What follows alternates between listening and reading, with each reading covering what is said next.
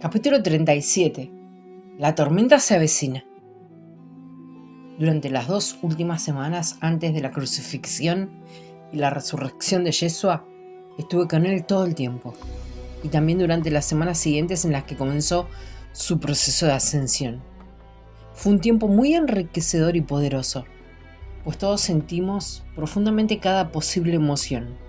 Fuimos sepultados en olas gigantescas de la más intensa agonía, desesperación y desolación, para después ser elevados a las gloriosas alturas del éxtasis arrebatador. Luchamos tan intensamente contra el miedo y el terror colectivo que encontraban resonancia en nuestra conciencia humana que hubo momentos en los que no sabíamos si podríamos seguir con el plan. En los momentos de duda, temblábamos en el torbellino furioso de nuestros infiernos personales de sacrificio, culpa, abandono y juicio hacia Dios, nuestro Creador, y hacia nosotros mismos. ¿Cómo los reinos de la luz podían haber ideado jamás un plan tan peligroso como este que habíamos aceptado ejecutar?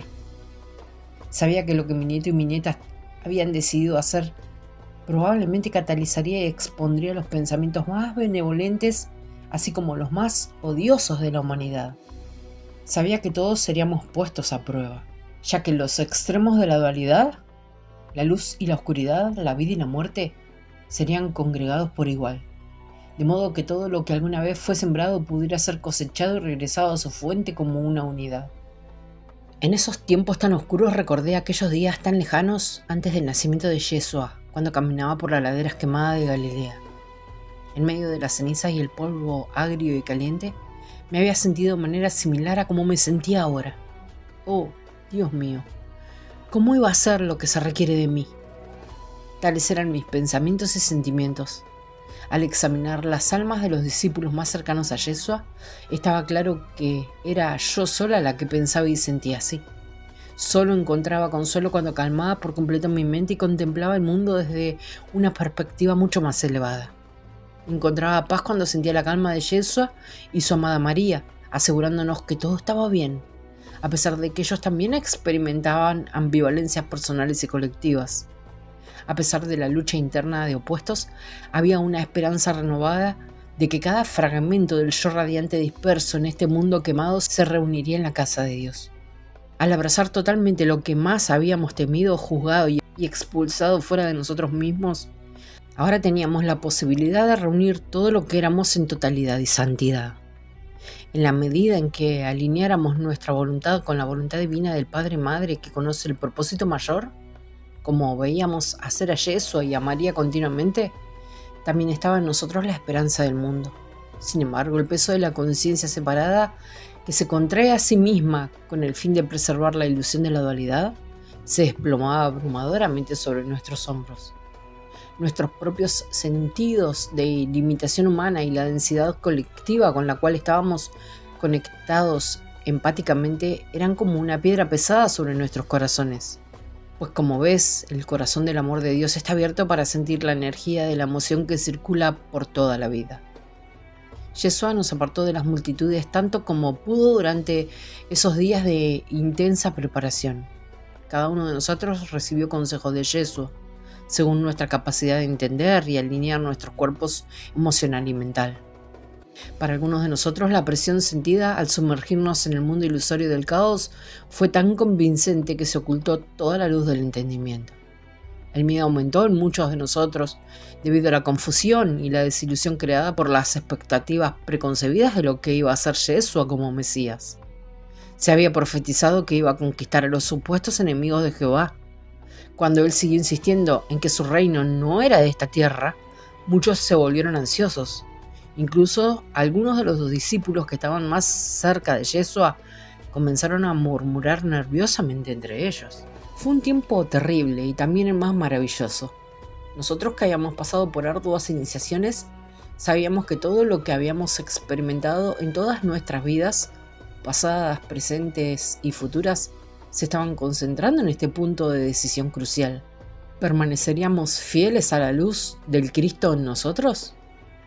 Por eso tratábamos de estar lo más calmados posible, con el fin de recibir respuestas a las preguntas más profundas que surgían de lo más hondo de nuestras almas.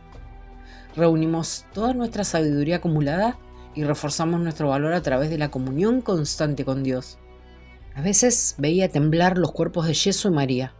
El sudor les brotaba profusamente, empapando sus ropas, mientras se preparaban en todos los niveles para sentir el flujo colectivo de la energía que circulaba a través de todo el planeta y toda su forma de vida. Entonces, siempre yo rastreaba sus conciencias. Se convertían en una red de luz, extendiéndose como una sola pulsación y viajando en las corrientes de la eternidad hacia los universos más lejanos. Mi nieto y nieta se expandían, de manera que ambos, al unísono, abrazaban toda la vida hasta convertirla en el yo verdadero e infinito. Su regalo para el mundo era alcanzar y dejar grabada esta conciencia cósmica en los niveles subatómicos mientras permanecían en un estado encarnado. Al acercarse la semana de Pascua, nos fuimos a Betania. Llegamos por la noche para darnos un espacio de tranquilidad y recuperarnos de la presión de las multitudes siempre presentes. Pasamos allí el sábado y nos preparamos para ir a la ciudad amurallada de Jerusalén al día siguiente. María Magdalena y Mariam estuvieron particularmente atentas a todas las necesidades de Yeshua. María Ana estaba muy callada, retirada y pensativa. A veces Yeshua se acercaba a ella y abrazándola ponía su cabeza en el regazo de su madre. El pelo largo de María Ana caía alrededor de Yeshua, creando un velo de oro brillante, detrás del cual ambos podían llorar y relajarse de la creciente tensión. En esos momentos ponía a los más pequeños cerca de mis rodillas porque sabía que ellos intuían lo que pasaba, sin poder entender la causa de estas circunstancias inusuales. Interiormente escuchaba sus preguntas. ¿Por qué su madre, su abuela, su tía y su padre, su hermano, su primo y sus tíos estaban tan aprensivos, reservados y lloraban tanto? Llevé a mi pecho a los niños asustados, uno por uno, y los tranquilicé con palabras de consuelo y caricias suaves, a la vez que les aseguraba a ellos que todo estaba bien. También se lo aseguraba a mi niña interior. Ahora hablaré brevemente sobre Judas Iscariote, pues ha sido muy difamado a través del tiempo. Me había dado cuenta en las últimas semanas de que Judas se había vuelto cada vez más nervioso y aprensivo. Se paseaba de arriba abajo y salía para luego volver a entrar y mirar a la cara de Yeshua buscando reafirmación. A veces Yeshua iba hacia él y lo abrazaba, y Judas rompía en sollozos compulsivos o salía corriendo al jardín gritando: no lo entiendo, es muy difícil de soportar. Él era el discípulo más emotivo de todos los varones. Aunque había realizado muchas iniciaciones esenias y era uno de los candidatos con más probabilidades de éxito, al mismo tiempo era el menos preparado para soportar la carga de la función asignada a su alma. Ahora voy a compartir un poco sobre la historia y la personalidad de Judas, para que puedas comenzar a apreciarlo por cumplir su temida tarea. Judas había pasado la mayor parte de su juventud en Qumran con Juan, hijo de Zacarías. Su padre, que era viudo, era un hombre muy versado en la ley y educó a sus hijos con una voluntad estoica. El anciano Iscariote también era lo que tú describirías como un sionista militante. Como uno de los líderes de los celotes de Qumran, cada célula de su ser clamaba por un mesías político que eliminara a los malditos enemigos de Israel y restaurara las tribus hebreas y el templo de Salomón a su plena gloria. Judas, al igual que su padre, también tenía una mente brillante y un gran deseo de ganar el respeto y el amor de su padre. Como su padre, él también deseaba la liberación de la Tierra Santa. Se dedicó a sus estudios con un rigor determinado y destacó en el estudio de la ley de Moisés. Era un estudioso de historia de la oratoria y el debate, un escriba y un contable de confianza en Qumran y en los almacenes del monte Sinaí. Judas era el tesorero de Yeshua y llevaba cuentas de los fondos que se utilizaban para la compra de alimentos y otros gastos de viaje. Después de la traumática pérdida de su querido héroe, Juan el Bautista, quien fue asesinado por Herodes después de haber humillado públicamente al déspota por su comportamiento lascivo e inmoral, Judas se convirtió en uno de los mensajeros a la vanguardia de Yeshua, a quien defendía aún a riesgo de su propia vida. Disfrutaba enormemente de ser uno de los precursores de Yeshua. preparando las aldeas del camino para la llegada de su nuevo paladín mesiánico. Pocos conocían la naturaleza interior de Judas, sus inquietudes, su necesidad de reconocimiento, en especial de su padre, y su sensibilidad por las cosas bellas. Pocos leyeron o escucharon sus salmos, poemas y discursos elocuentes. Había alguien, sin embargo, que había ganado su confianza durante su juventud y temprana adultez. En los años en que María Magdalena visitó Qumran, se convirtieron en amigos para siempre. Judas veía a María como una hermana mayor, en quien encontraba un santuario de paz. En su presencia, su yo interior sensible y emocional podían calmarse y ser apreciado.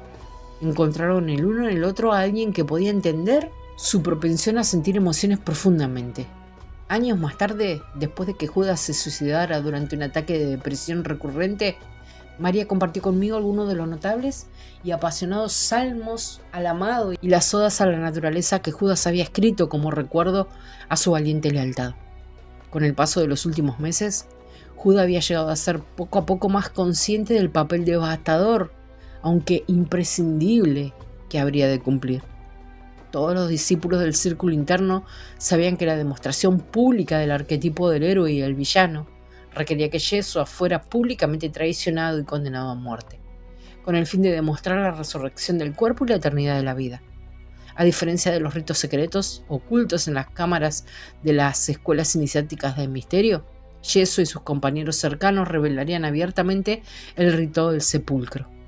Algunos de los discípulos habían representado en sus iniciaciones egipcias el papel de Set o Satanás, el que traiciona, y sabían que todos estaban calificados para desempeñar ahora ese papel. Todos los discípulos, tanto se habían tomado solo alguna de las iniciaciones esenias o muchas, estaban familiarizados hasta cierto punto con la figura del traidor. Sin embargo, cuando buscaron en sus corazones para ver si su papel era ser el despreciado, no encontraron respuesta, salvo Judas. Durante las últimas semanas, nadie sabía con certeza, excepto Yeshua, María Magdalena y Judas, quién sería el catalizador que levantaría el telón y llamaría a los actores para que comenzaran a representar nuestros papeles en el centro del escenario. Para que podamos perdonar a Judas, es necesario reflexionar sobre su función catalizadora. Él jugó el papel del traidor despreciable, la parte de uno mismo más jugada y jugadora, aquella que es implacable, rebelde, celosa y cruel, y que se esconde en las sombras de la psique humana. Es la parte que detestamos, que está en el subconsciente y que la mente consciente proyecta hacia el exterior como el enemigo contra el cual hay que luchar, aquel que mantiene el status quo a toda costa. Después de todo, ¿no es conveniente para el guerrero de la dualidad tener un chivo expiatorio al que culpar por el sufrimiento constante y doloroso? ¿Quién mejor para ser criticado y condenado que el traidor? ¿Te has dado cuenta del aspecto de tu personalidad que se niega a perdonar? Que tiene resentimientos y que constantemente busca maneras de agrandar exageradamente su posición, o por el contrario de hacerse insignificante. ¿Te has sentido traicionada a veces cuando esa parte de ti mismo sabotea la manifestación de lo que realmente deseas? Cuando esto sucede, ¿culpas y juzgas a los demás o te condenas a ti mismo con dureza? No resulta cómodo hacerse estas preguntas a uno mismo. Sin embargo, para obtener autodominio y para entender la iniciación de la crucifixión, por lo que es posible que esté pasando ahora, este tipo de preguntas son necesarias. Entonces, es posible asumir la responsabilidad de tus pensamientos y emociones como tu propia creación. Esta es la verdad detrás del dicho de la escuela de misterio: conócete a ti mismo. Cada uno de nosotros tiene un sistema perfecto de guía interior y una capacidad inherente para amar y expandir la conciencia. Cuando ignoramos o nos rebelamos contra la intuición, los instintos, el sentido común y la sabiduría, en verdad nos traicionamos a nosotros mismos y al Creador. Desde una perspectiva más amplia, el alma superior, el yo superior, guía la pureza de intención del corazón para que sea inofensiva y evalúa la preparación del alma para pasar a niveles avanzados de poder interior. Tu sistema de guía interno a menudo actúa como un sistema de frenado o aceleración, que que ayuda a que cada paso evolutivo se lleve a cabo en el momento y lugar adecuados. Si fuerzas tu crecimiento espiritual, tu alma te ralentiza, orquestando la aparición de obstáculos en tu camino. Del mismo modo, si te estás resistiendo a ser más auténtico y fiel a tu poder, tu amor y tu sabiduría, tu alma misteriosamente orquestará los factores necesarios para que tu vida fortificada y tu identidad blindada sean derrocadas sin motivo alguno de la noche a la mañana. Cuando entiendes que tu alma o yo superior es el capitán de tu vida y que tú no eres un peón víctima de fuerzas externas, puedes convertirte en un poderoso colaborador del director divino de tu vida.